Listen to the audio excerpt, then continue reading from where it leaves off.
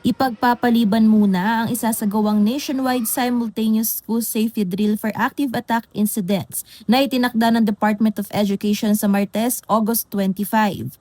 Sa isang interview sa radyo ni Education Secretary Sonny Angara, sinabi niya pinakikinggan ng kagawaran ang mga eksperto at nirerespeto nito ang kanilang pananaw.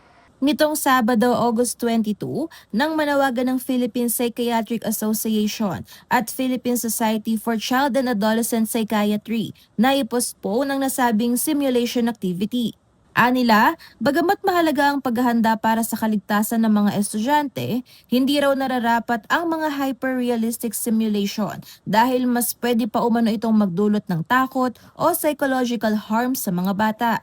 Binigyang diin din ng mga eksperto na dapat maging trauma-informed at grounded sa mga scientific evidence ang anumang pamamaraan ng seguridad sa mga paaralan. Iminungkahi naman nila na palitan ng mga live simulation ng mga tabletop exercise o talakayan sa pagitan ng mga guro, opisyal at magulang upang pag-usapan ang mga dapat gawin sakaling may emergency. Kasama si Raymond Tasoy, Angelica Cara, CLTV 36 News.